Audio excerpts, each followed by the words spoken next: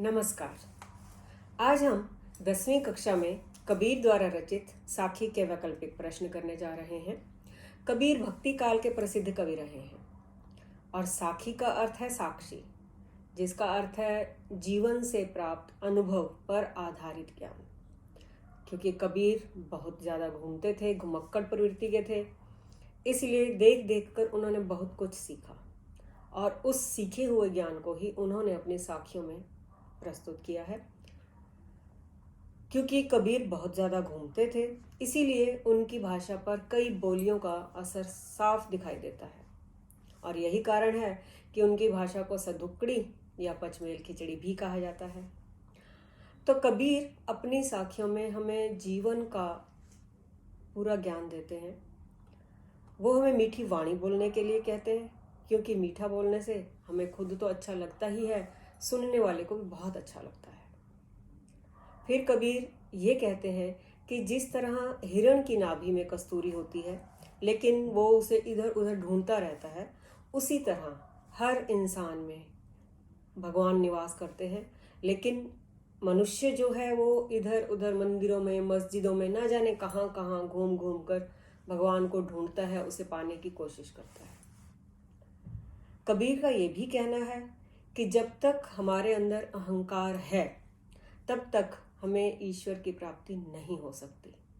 लेकिन जैसे ही हमें ज्ञान मिलता है या जैसे ही हमारा अहंकार दूर होता है, तब हमें ईश्वर की प्राप्ति हो जाती है।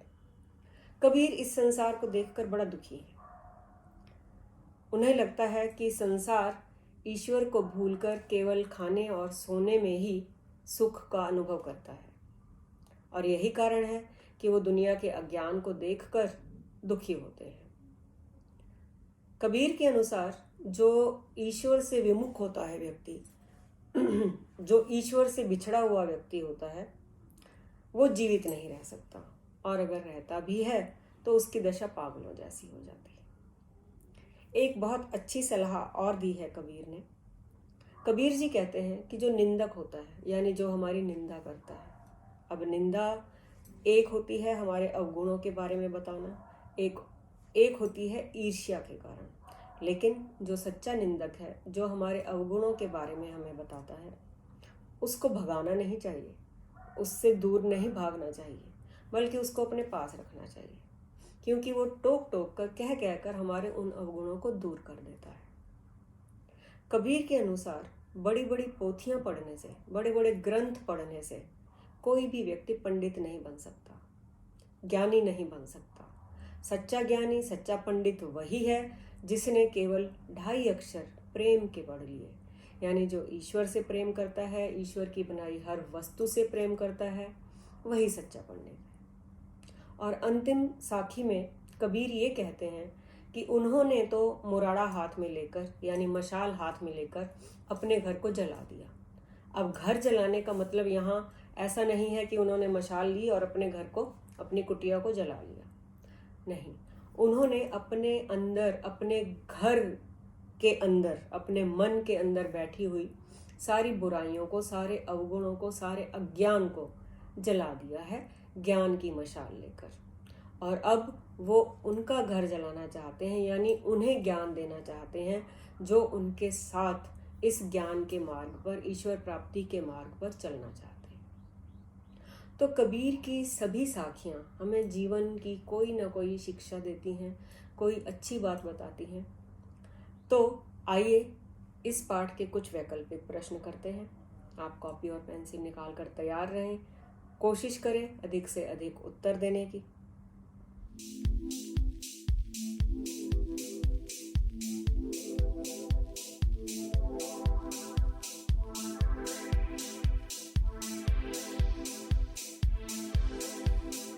You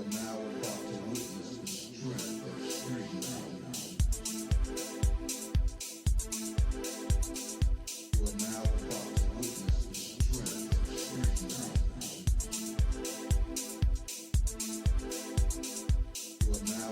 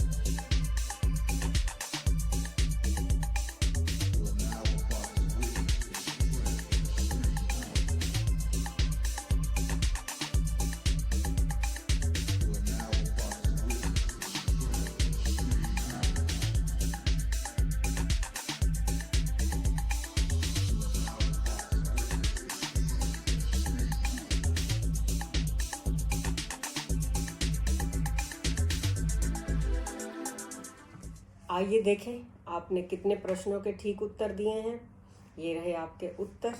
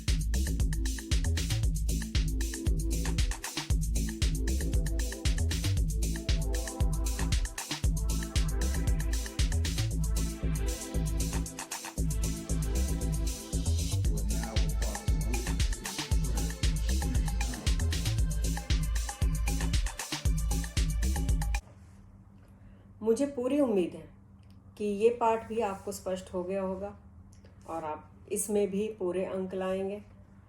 मैं चाहती हूँ कि आप सभी पाठों में पूरे अंक लाएं। जल्दी ही मिलते हैं नए विषय के साथ, नए पाठ के साथ। तब तक पढ़ते रहिए, आगे बढ़ते रहिए।